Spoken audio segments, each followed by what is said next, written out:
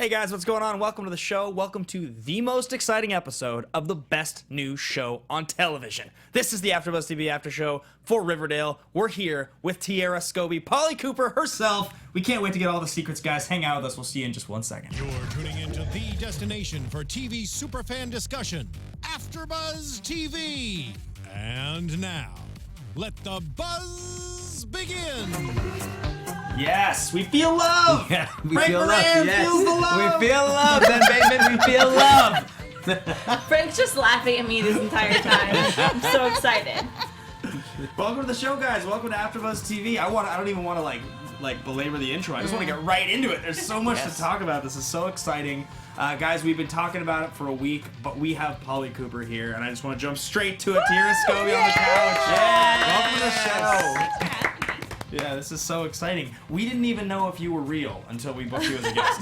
We were like, is she? We were like, maybe it's just a prop on IMDb to fool us. And actually, Betty is Polly. We had no idea, so we're so excited to meet you. I'm real. Yes. Yeah, you're here. So, guys, this is episode. Is this 5? Is this 5 now? 6. This is episode 6, and it was titled. I wrote this down. Faster Pussycat Kills. Is that right?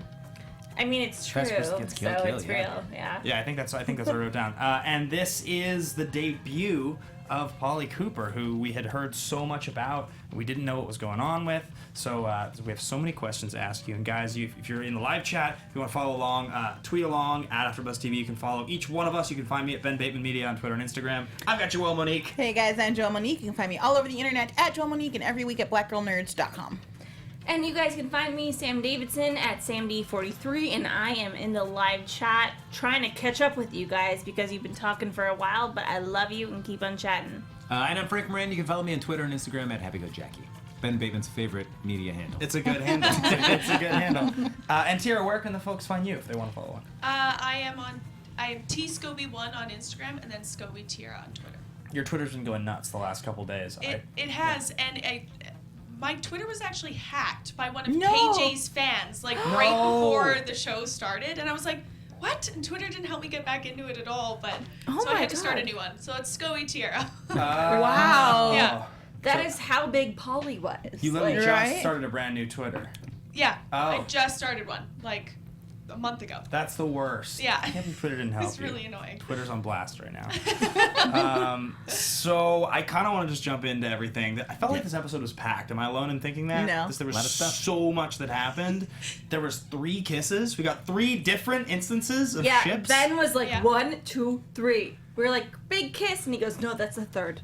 I was like drunk by the end of it. I felt like I was like Archie and Veronica kiss. Archie and Val kiss. I was like, everybody. Everyone kiss. Yeah. So I think we'll jump in first with probably Fred and Hermione is a good place to start. It's kind of where we kick the episode off, and so we've got Hermione doing Fred's books now, and in a pretty predictable moment that was eventually going to happen with the two of them. You know, he walks in, she's like, "You've only got money for 3 more weeks," and then they kiss. Pretty much is the gist of it. Ben, repeat what you said about Caleb Nichols and the OC. Oh yeah. I was like watching the scene, and I was just like, Hermione Lodge is Caleb Nichols, and we had talked about this before, but it's just like she's a boss, and she's the kingpin, and it's like very clear that she's just like working the town. And somebody was tweeting at us this week and asking, do you think Hermione Lodge is going to go, full dark, no stars? She's going to be just evil, and Veronica's going to have to choose her mom or her friends. And I was saying, even if she does go full evil, Veronica's not going to abandon her mom. I know it. Veronica would have to be like a conflicted character. That's how I feel. Yeah, she teased it a little bit in this episode. We saw what a conflict between these two looks like, which was pretty interesting. I like, because they're both so smart, and because I feel like they both can play this game of I don't have a more PC way of saying this, guy, so they can try to outbitch each other. Yeah. And I don't think that they'll ever break and separate, but it would be really nice if we could see this fire build. I'm excited to see them try to take one another down in a mother-daughter way. But I'm also finding it interesting, too, about just Hermione's conflict between her husband and Fred. You see somebody that's in jail but still wants to use disreputable people to save money on this whole construction development. And then you got Fred Andrews, who's got 3 weeks left before he runs out of money for his company. Yeah. But he doesn't want to lay off any of his employees. So I could see why Hermione's conflicted because she likes her old lifestyle, but there's such a man of integrity right in front of her. That I'll just give a shout out to the chat. Aisha Wilson said, Hermione, Fred, you're broke. Fred, let's make out. Hermione, okay. Yeah, basically, yeah. Pretty much how it went down. Though, like, if she is, like, the female godfather, I was trying to think all episode, what's an iconic all-time female boss movie character who's, like, evil? Who's one? Maleficent. Yeah, Maleficent. Maleficent, Yeah. Maleficent is one. There's plenty in history we could call out that don't have movies yet, but hopefully one day soon will. I was thinking one that was like The Godfather, that was like crime. Like There's random literally The bullshit Godmother, numbers. which they just tried to make a TV show out of, but it did not do well.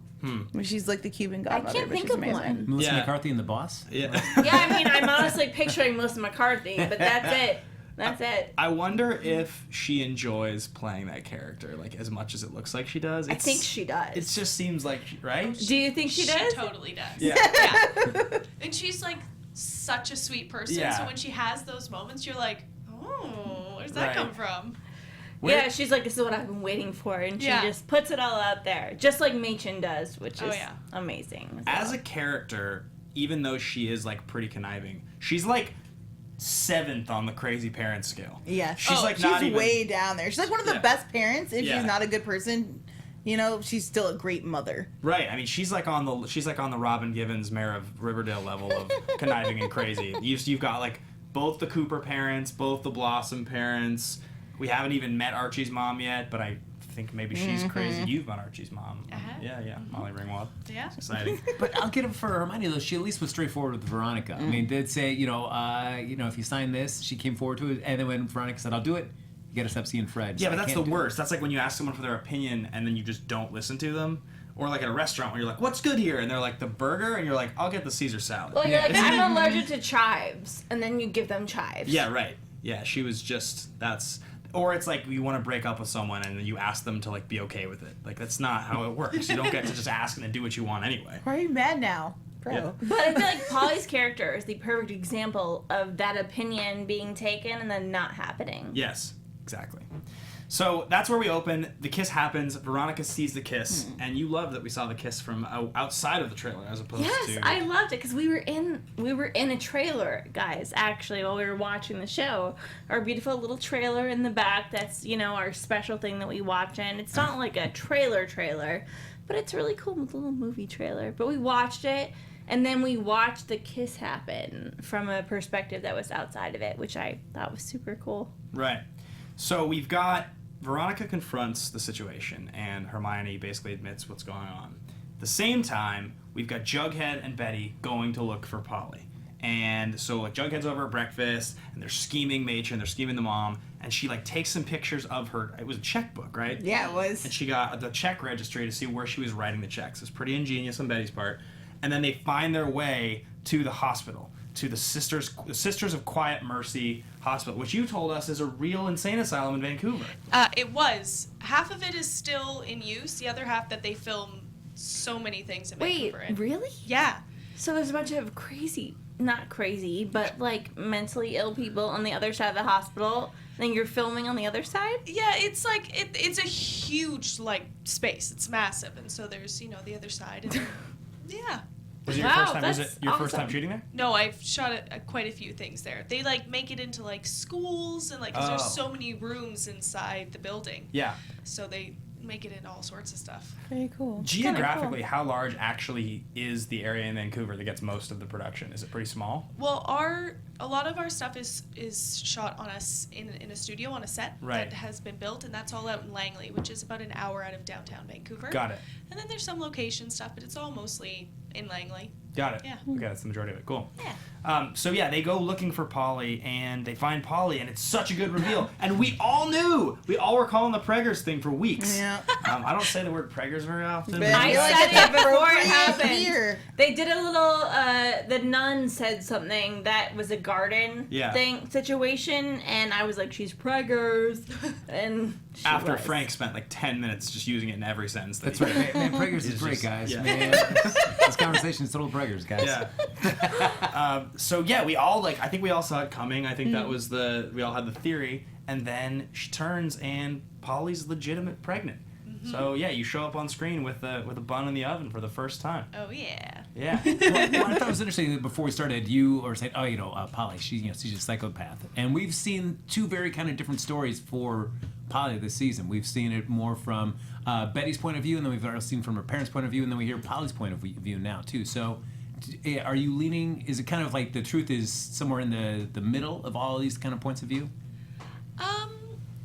I feel like the person who probably knows Polly the best is Betty, because, I mean, Alice and Hal, they're a little, they like to save their reputation. And so maybe Polly isn't quite as crazy as you think she is, but maybe it's more of trying to keep a clean slate for the family. Well, I wasn't a big fan of Alice right at the beginning of the episode where Betty wants comfort and Polly says, Mom won't let me sleep in your room. Like, what kind of mom is not going to let their two sisters just hang out in the room? She's been complaining this whole time about how she wants Betty to be involved in the right activities. She literally takes her career path, and she's still side-eyeing her and Jughead. I'm like, will nothing please this woman? There's literally nothing she can do. They've definitely taken a pretty interesting stance with the Coopers, right? Where they're like, all right, so Alice Cooper is crazy, and Hal's not crazy, but he also, well, he's a Cooper. A bit of a pussy. Yeah, sure. Maybe? I was going to say cuckold, but Yeah. yes. And I said it, Betty guys. has her like rage blackout moments where she seems a little crazy. We haven't met Polly until tonight. We meet her, and she does seem a bit delusional. She seems a little bit on cloud nine. Like and granted, she doesn't know that Jason's dead until midway into the episode, but like, she did seem a bit delusional, and then the parents say this, and you start asking the questions. You're sort of having Betty's point of view for a minute, right? Actually, is she crazy? Is my sister a little bit nuts? And I'm not convinced that she isn't. I gotta just say. I mean, I think that she might have. I'm not full on crazy Polly train yet. I feel like the truth, because we're getting two very like drastically different stories, I feel like the truth probably lies somewhere closer to the middle. Right. I chalked up her, I'm going to call it airiness to maybe being overly medicated. Right. And Yeah, kind me of, too. Sedated and pushed down in here. And then, her sister comes in and riles her up, and the nuns are like, we gotta take this girl down a notch. And says your baby daddy is dead. Some horrible news to what get. would that do to any woman, especially if they're in an insane asylum and getting drugs and all that stuff? I mean, I think it would drive anybody a little bit out of control. Baby daddy and the guy that proposed to you. It's not like they're high school sweethearts who like she got pregnant and they were going to see what happens. Like they were going for it full on. Well, Yeah, but they we had a don't know plan. that, right? Okay, so tell us about the plan. Can you tell us anything about the plan? Well, just a little bit like what Polly says in her speech when she's talking to Betty, that they had a car and they had all their bags packed, and they had a plan that they were going to meet on the other side of Sweetwater River and start a life together. And then somewhere in between their meeting, they both got separated, and they never ended up meeting each other. And she says it's that morning that she's going to leave, and then she gets taken away. Yeah. And that's on July 4th. So much happened on Independence Day. Yeah. true. And somewhere around that same timeline is when Jason got taken too. Yeah, taken and Yeah. turned. Yeah, I'm something. so sad. I know. And there's been talk in the past couple episodes about drugs and Yep. Jason's involvement in that. And now we get concrete evidence yet that they were at least somehow involved in some sort Right. of drugs. Because they're Jason. Was it the drug car. money, you think? Well, the drugs are in the trunk of the car along with his jacket and stuff in the luggage. So Yeah. exactly what that has to do with everything. Were you directed in those scenes at all before you find out that what's happened to Jason and after to play it at all sedated at all like because you've also been away from everyone you know for a while. You've been like in like a medicated but also just like an isolated state. Well, there was so much talk that, in the previous episodes of Polly's crazy. Everybody thinks that she's in an asylum because she's crazy. And so I think the way that we were kind of playing it was that, she's been locked away from her family for 4 months. Like, she was taken... Thank God, right? Like, yeah, I know, blessing in disguise.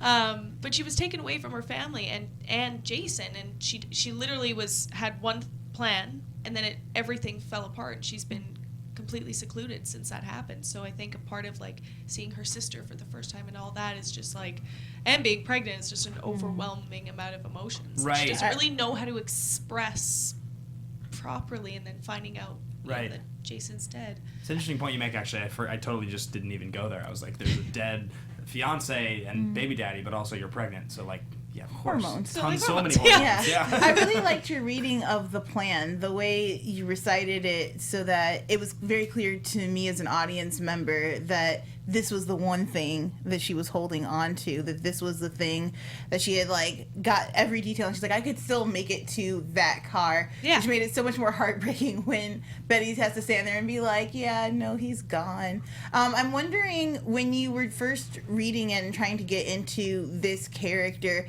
were there any outside interpretations or inspirations in making Polly? Well, what's funny is I got cast like 2 days before I started filming, and so Wow. they had already done the table read for the episode and everything that had already kind of happened, and I just kind of got thrown into it. And I met Lily, who plays Betty, like that morning. I was like, "Hi, sister, nice to meet you."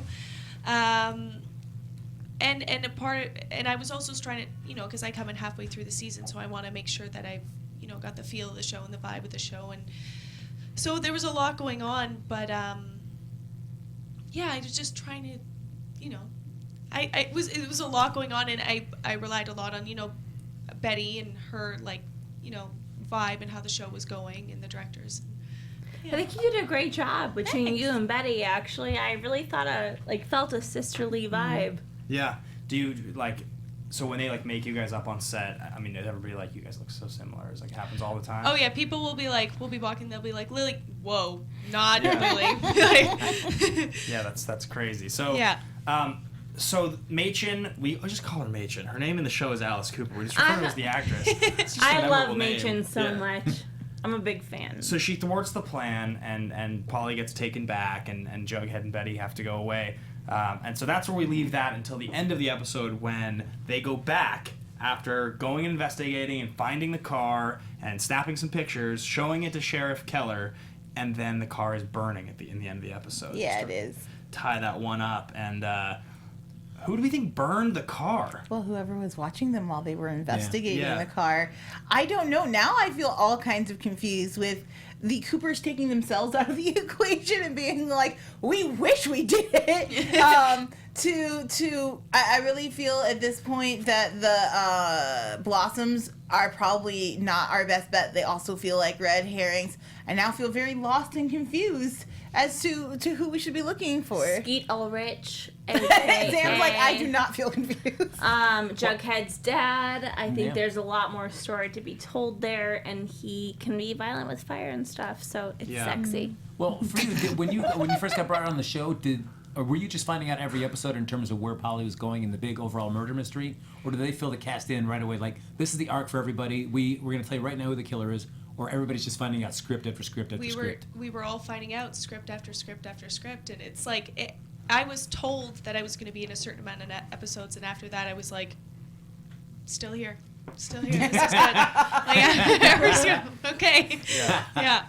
But yeah, no, we just kept finding out. So you guys are finding out in table reads who's dying, who's, oh my gosh, that's so exciting. I Yeah. really hope that they release some behind the scenes footage of these table reads now. Oh yeah, we'd all be sitting there and we'd be like, like, things would be happening. We're just looking at each other like, what? And That's then like you'll how, be like, you're shot. You're like, what do I do? that's like how we were for each kiss tonight, of all the kisses. So we mentioned one before we got off of the Betty and Jughead story and onto the talent show. We need to talk about the kiss. Oh boy. So after the adventure, Jughead goes up and he knocks on the window. It gets in with the ladder.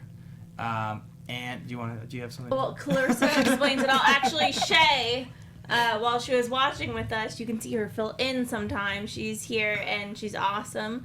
She referenced Clarissa explains it all. She sure did. And it was right. It did have that classic 90s It vibe. really did, and I laughed so hard, and it was awesome. The kiss itself, though, like you guys were saying, like, oh, it's going to happen. I was like, no. And then they cut to that 2-shot. I was like, well, that's a kiss frame. I see. That's clearly all we're going to get here.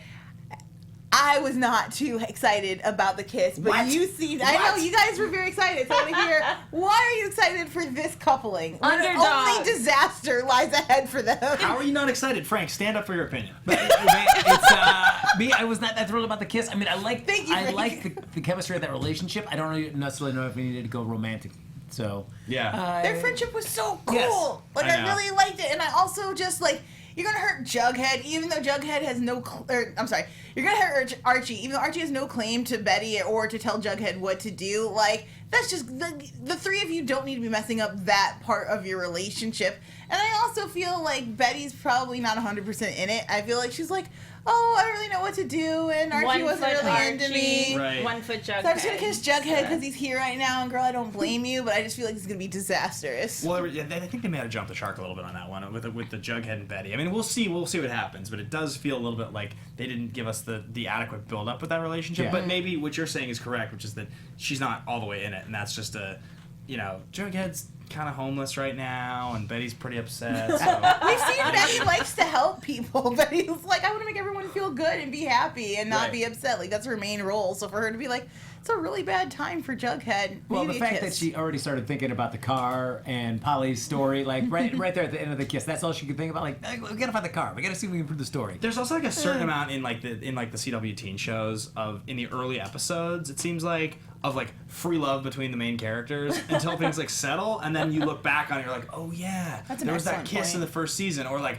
oh, these two characters slept together in this frivolous way in the first season, but now that would never happen because like their relationships are more clearly defined. It's like they mess around with what they're gonna do. I get that, but I think that Jughead has been obsessed and in love with Betty for a very long time, and now is kind of his time to take up the opportunity with that and become like kind of a man who he wants to be. And Sure. I 100% understand what you're saying, and I agree to some extent, and I think that's what's going to make it so much more disastrous. It's the fact that Jughead is so like, yes, I'm into it, and she's just going to be like, oh, wait, I remember that we kissed now, kind of. It's going to be awful. It's going to be bad. Which is your favorite of the three ships that they started to show us tonight in this episode? Oh, Jughead Betty and Betty? oh yeah. No question? No question. Yeah, I love it. Yeah. And they're You're so happy for your sister. oh yeah, of course. And like, oh, they're the best. I don't even know what to say. Is it those actors that you're like, they're cute together, or is it the couple from the show? Well, I mean, Cole and Lily get along great, and they're both wonderful people. But in the relationship in the show is just like, I don't know. They're just like they're the polar opposites, and I think that's what makes them so great is that they need each other. And to crack this changing case, my right? mind a little bit. yeah, It's like Nancy Drew. It's like Nancy Drew making out with one of the Hardy Boys. Is what it feels like a little bit. Well, I think together they will crack the case of who killed Jason Blossom. I think so too. My heart melted a little bit. Okay, I'm a little bit team then. I'm a little bit. No, come on, guys, stay strong. Joelle, you folded. You folded. I She can't believe described you. it so sweet the way she described it. I'm like, oh, maybe love does exist. Well, we have an interesting comment from the chat. Unlike us, Carlos Hernandez has said, nah, I think Jughead... yeah, just guys. I like the start. Nah. I think Jughead's been on the outside looking in on other people's relationships. You can say he was just infatuated with Archie. He's probably just like the talented Mr. Ripley. Actually, is what's going to happen. Oh, Yeah. no. He'll just start murdering people. No, that's not. I gonna love that movie so No. much. It's a great film. All right, so I want to make sure we can cover everything in this episode. So let's move to the other half of what's going on, to the talent show, and to everything with Archie and like Josie being so happy that Archie chokes. There's actually so much to cover. We meet Josie's dad. He's kind of a prick. Oof, man, it seems Josie. like. You, Mr. McCoy, you suck. Yeah, he sucks. Like, oh man, how heartbreaking was the moment when Josie is looking and you can see the look in her face and she's gonna kind of lose it and she turns around. I've totally felt for her. That was so sad. I think I cried a little bit, actually. I think it hurt more the fact like a lot of time I think when you do the absentee father story, it's like he just never showed up, and they're like before it's like, oh, he's not gonna make it, and that's really heartbreaking. It is twice as heartbreaking for him to be there, watch most of the performance, and then be like, nah, this ain't it, and stand up and like walk out. And I'm like, wow, bro, there's like 15 seconds left. Like, just stay. It's a complete dismissal of her as a person and her creative process and what she's trying to do. It was heartbreaking. It was awful. Yeah. I can understand like giving Fred Andrews a hard time. It was like, I thought you were salt of the earth and you come in here with all business. But that's just some guy. Your own daughter, at least do her even if you're not a big fan, do her the courtesy just sticking around for the rest of the song. It's not that long. That's what I'm saying, man. The Josie relationship to her dad and her mom is like really interesting, and we've all on this panel said, and I still fully believe that Ashley Murray will get her own spin-off. Like it seems like inevitable. She's so good and she has so much character. So good. Yeah, and so all the musicians on the show, do they like all like mess around a little bit on set with music, singing, and like playing guitar. I've seen actually Ashley and KJ have like some videos online they did together. Oh yeah, and I think Asha as well has also done some stuff. They've all done some stuff, and they're all incredibly talented. Yeah. And like Ashley will just be like singing in the makeup trailer where she's like getting ready, and I'm just like, girl, if I could sing like that, I can't sing at all. It's just embarrassing. So what's your musical instrument of choice then? What do you play? I don't. Nothing. I like can't sing, can't play an instrument. I'm like, oh, okay. Okay, so let's take it to level 3 then. So when you're out at the bar or at the karaoke lounge, what's your song? What's the karaoke song? Okay, so really funny. Okay. At our rap party, Yeah. everybody was, because everybody's, so talented that a bunch of the crew had a band, and they were like, well, why don't some of you guys, come up and sing a song? And so like everybody sang a song, and I was the only one who really wasn't gonna do one. And Madeline was like, let's rap. Like you don't need to sing that well to rap. So her and I rapped "Lose Yourself" by Eminem, the entire song. Stunning. And it was amazing, and that was like the first time I like performed like that in public, and after that I was like, okay, I could do this at karaoke. I think I could do this. When the guitar player was like playing the intro, where you like, look, if you had one shot, where you like doing Madeline did that. Madeline one did that. opportunity. Yeah. Oh my god. Yeah, it was amazing. The intro before the rap even starts is maybe the most important part of the whole Oh song. yeah, absolutely. Or just let it slip. Yeah, it's Yeah. so good. So good. He goes, let it slip. It's so good. Oh man. Ben. All right, so continue to talk about the talent show that if you were in, you would have apparently done "Lose Yourself" by Eminem. But aren't you sad that we only saw really we only saw really one act of the talent show? We saw the opening act, and then we saw Archie. I wanted to see what else that Riverdale had to offer us. Well, I know we're all just building to like what is the big moment in this episode, the biggest moment, which is the walk down the hallway with Veronica. How just baller was that moment? That was yeah. For Ben said, I love this show. Look, I'm not afraid to admit that I do love this show. Every time Ben says that, it's in my mind. I'm like, oh yeah. But I don't want to say anything, and then Ben goes, I love this show, and I'm like, me too. It just was like, oh my god, everything about it was like so high school, and then like the way that everybody was looking, like they're walking down the hallway, and the one kid's like, Yes, I noticed that too. I love that. I love that. I love Veronica so much. She can do anything she wants. Yeah. I thought it was really, what was cool about this episode is we got to see Veronica be petty, and what I like is that they removed the just pure bitch that she sometimes is portrayed as in the comics, and they made her a 3-dimensional person, and it's amazing. And I like that in this episode they're like, but she's still Veronica, because the way she treated Archie for things that his dad were doing, like he can't control what his dad's doing with his mouth. Like, calm down, Veronica. She's like, how dare you condone this relationship? And then you chose that was his original singing partner. You were the fill-in. Like, priorities, Veronica. So it was kind of cool to see her. I will just ask this question. Does anyone know how long Veronica's father is set to be in jail? I mean, if it's for life, then No, it's embezzlement. He's not there for life. Well, they don't know what's gonna happen, so I get why He Hermione... could ship a prisoner and get life. It's possible. Yeah, he could get life. We don't Fair. know what he's done. Fair. So Hermione is just playing the field, but I get that she's being a little bit overzealous. She's also just using Fred Andrews. Yeah, but she is. A couple moments this episode that I really loved. First with Fred Andrews, I love that Fred says to Archie, he's like, I like her and I think I'm ready. And you're like in your 40s and you guys kissed. And like, you're so what stupid. Are you, 12? Like, I like her and I think I'm ready for. What are you ready for? You guys kissed like a few hours But ago. if you're not having dated for a long time, I give him a little bit of leeway. Like, he's like, I've been out of the game for a bit and I don't really know what's happening, and he's He's like, I'm ready to get back out there. Yeah, it's sweet, Ben. Come on. No, I get what he meant. I just mean like that made me feel like I was 13 years old and my buddy was like, we held hands on the bus. I like her. I think I'm ready. You know? We're getting married. It's real now. It's like ambitious. And I'm going to tell my stuffed animals that you're going to have a new daddy. So we had that moment. The other ones, there's 2 others that really stuck out to me. I thought that when Robin Gibbons has the moment with Josie and she says, so you replace her, but remember, find someone skinny, beautiful, a woman of color. Don't forget our branding. It was so matter of fact and so Pissed me off. well, yeah, but also so counter to what mainstream television does with non-white characters, which is skinny, has to be of one, has to be a woman of color, not whoever's good, right? Could be curvy, could be skinny, whoever's talented, could be a white person, could be a black person, doesn't matter. Like, it was just the opposite. It was like, you're just making this person a villain. Like that. That's what I liked about it. And to me, it was less villainous and more like, we have goals and you need to stay on track.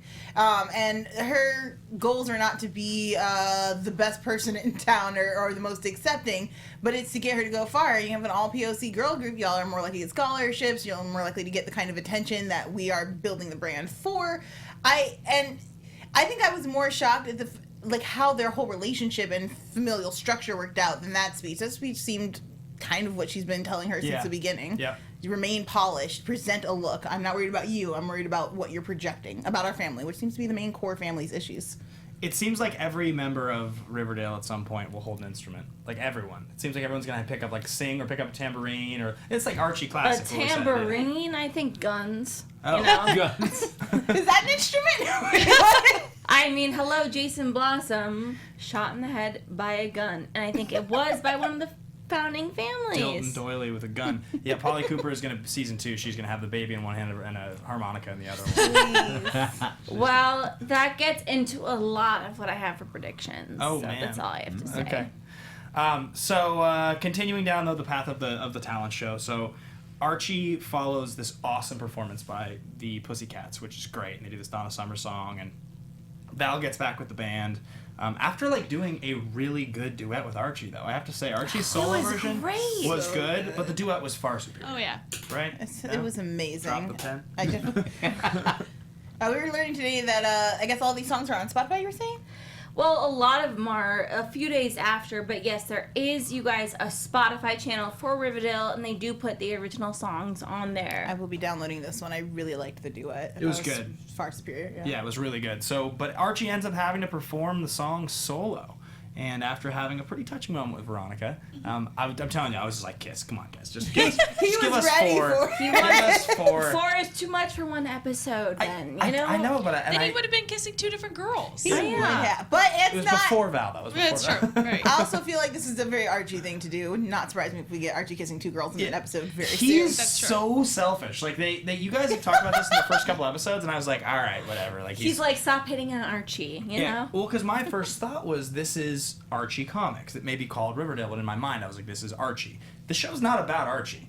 You watch the show kind of like when you watch Game of Thrones in season 1, you think it's about Ned Stark. It's like you're watching and you're like, oh yeah, this is about Archie, and then midway, like we're in episode 6 and it's equally about him as it is about everyone else, and he doesn't need to be the charming, dashing lead who always does the right thing. He's super duper selfish. He just is. It's happened every single episode. He dumps Veronica in the situation because the more talented musician's ready after Veronica was But I'll help then, you. here's my biggest problem with Archie. He tries to be selfless by saying, you know what, Val?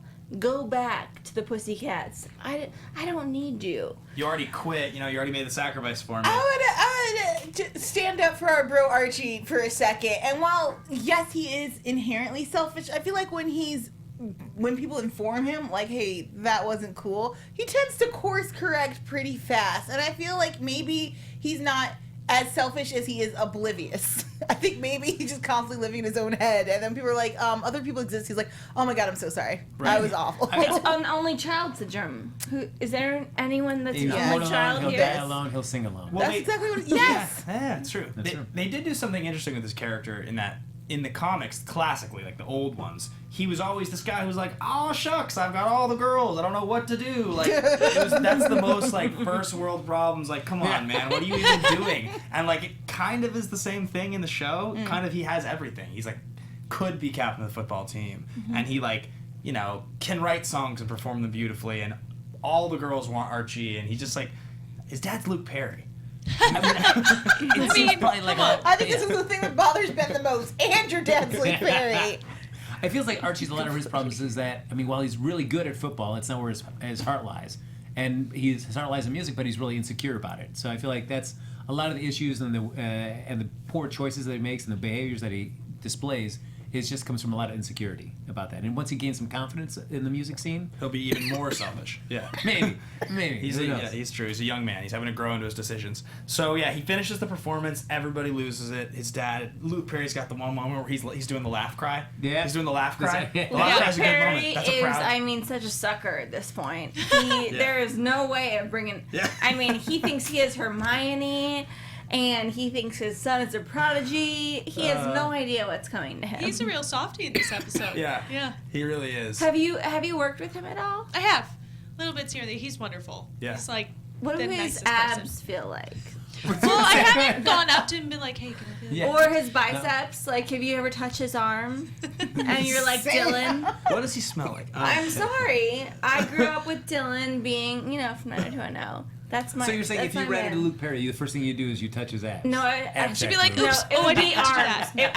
that. I would grab his arm like it was, something that I needed to fly to another planet. I thought you were saying I would grab his arm like you were the terrifying clown from the Stephen King movie. I probably would be to him. I'd be like, eh.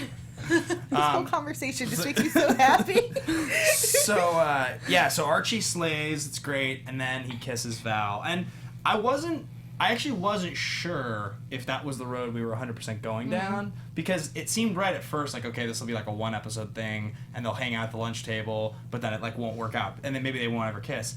And then I was like, oh, she goes back to the Pussycats. It was just like this moment. They share this connection. But then they went there. They went with the straight up like. I think this is a reverse Betty and Jughead, where in that relationship I feel like Betty's more into it, and this relationship I think Jughead's more into it. I think in this one that Val's more into it. You like think she's gonna heartbroken? he gave the look like I'm not quite sure what I just did. Like right after they kiss, he was like, I don't really know if this is a thing that should be happening, and he's gonna break poor Val's heart. I want this ship. Like if there's any ship on this particular episode that I'm like, go forth and like fill your sails with wind, it would be that one. But I don't think it's gonna last. Do you have like a character? You saw that look in your eyes. That was like you just rolled your eyes there, so you know something. I know everything. Yeah, of course. So like, do you have a favorite character? Like, would you be loving this show if you weren't on the show? Would you be just like, Oh, yeah. feverishly waiting week to week? Like, who do you follow? What's the story you're in love with right now? Mine? Yeah. I love watching Cheryl. Yeah. Like just it's funny because I know Madeline, and Madeline's such a sweet person, and then she says the most catty lines Yeah. and the most ridiculous things, and I just every time she's on, I'm like, this is gonna be entertaining. Like every single time, I love watching her stuff. Yeah, she's Yeah. super super sweet. And we did miss her this episode. Yeah. Loved her. Yeah. Missed her. I'm a big fan of how her character is developing. Another just thought I had was that I love that Fred Andrews says to Archie, you like what's he say? He's like, it doesn't matter if you bomb like Dylan going electric at a folk concert, and Archie's like, I don't understand that reference. And like, what's great about that is in these shows often they make teenagers like pop culture geniuses. This They is true. always have like the most spot on reference, like some like deep like John Hughes movie or like a Pulp Fiction reference, or they like know all the classics. Like they're the smartest teenagers on earth, and like that's a seminal part of rock and roll history. And I love that Archie just had no idea. He's like, yeah, what? Bob Dylan going electric is like not something Archie knows about. That's like perfect. That's realistic. He wouldn't. He's 16 unless he had gone out of his way to learn about it. Or time travel. Yeah. Well, and it keeps with his, I just got into music, and I'm not quite sure what I'm doing, but I'm enjoying myself. And I hope that we get to see him do more of this, like, start discovering music that he likes, and maybe, because I feel like that's a really important part of high school, is when you start discovering, like, old music, and you're like, old music is great! I thought it was all dusty! Yeah.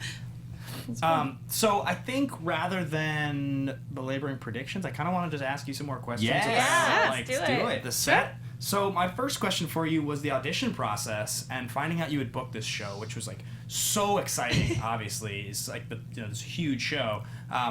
How did you coordinate that? Were you only there? Did you come out here for the final audition? Well, I auditioned for the pilot way Right. back in the day. I auditioned for Betty and then for Cheryl, which was a disaster because I just can't be the mean girl at all. And then when this came around, I was like, I knew that Lily had been cast as Betty, and I was like, man, I look just like her. I was like, I got this. But the audition process was long. I auditioned so many times, didn't get it like 4 times. Like, and then the last time I didn't get it, I was like, okay, like, there's no way they're going to come back around this time. So I booked a plane ticket to LA. I was just going to come here for vacation, hang out with some friends. And then they called me and they're like, never mind, you booked it. And I was like, I booked what? What are you talking about? They're like, no, Riverdale. And I was like, but I thought yesterday I didn't. Like, it was just like so crazy and back and forth. And then I was super excited because I was a huge fan of the Archie Comics when I was a kid. So I was like, I just want to be on the show. Yeah. So, yeah. That's so interesting. Yeah, I had heard that they kept putting the parts back out there, that most of the roles took forever to cast. And there was like the 3rd and the 4th and the 5th and the 6th wave of casting. I mean, I told this story on here before, but I don't act anymore.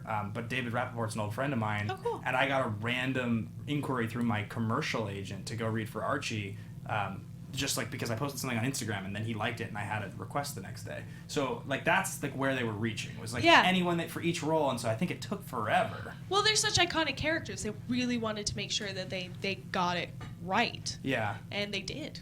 I think. Yeah. They really, Absolutely. really did. Yeah. I will just say that my sister, who is 19 years old now, but she listens to everything I say, but she's the younger generation. And she said, I love Veronica so much. I've never seen anyone look so much like her that is so beautiful and unique. That's funny. I have a younger sister as well who's 14, and she just messaged me today. She's like, I think Veronica's my favorite. I like just can't get over how pretty she is. Yeah. Yeah, like she's so sweet. She's so wonderful, Camila. I want to meet her. I love so her. what about Polly? What about you didn't tell your sister what about Polly? Yeah, I was like, what about Paul? Yeah. She was like, well, you have to be my favorite. I don't have a choice there. You mentioned that you used to read Archie Comics. Do you have like a favorite storyline or even favorite moment from the comic books? I was really young when I was reading them. I was like 10 or 12, and I remember one summer I was going away to camp for a week, and I made my dad take me to a bunch of comic book stores so I could get a whole bunch of them and put them in my backpack and read them. They were just like one of those things where you could just like sit there and just like mindlessly flip through them, and they were always entertaining. Right. The stories were, I was the same way. I was like, I can't really remember any specific stories because this was so long ago, but Right. Me too.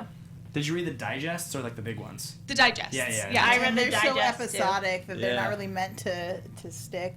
But Yeah. yeah, that's cool. Did you pick up any other comics since you were getting a big stack? Was it purely Archie, or what else were you reading? Well, it was funny because I'm not a huge I wasn't a huge comic book fan, and then all of a sudden one day I can't remember actually how it started. I just was reading an Archie comic. I was like, I really like these. My dad was like, you do? That's cool. Keep reading them. So I just kept, and that was it. That's like it started with Archie Comics and ended with Archie Comics. It was That's about it. my story too. What's- Honestly, yeah. What's your, so if you're not a big comic book reader now, what's like your favorite? Like what's your favorite show? What do you like love? What do you binge? What do I binge? I just finished Parks and Rec, Yes. which I was really sad when it ended because it was one of those things where I'd like put on an episode or two like at the end of the day, and then when it ended, I was like, what am I supposed to do with myself now? I don't know what to watch. I just started How I Met Your Mother, Okay. but that's long. Like that's like 10 seasons. I'm invested in that for Girl, a while now. you I will guess. have a nice life for the next year. Such a journey. It's amazing. Yeah. Was you have a favorite Oscar movie? Were you thrilled about Moonlight, or did you want to see La La Land take it?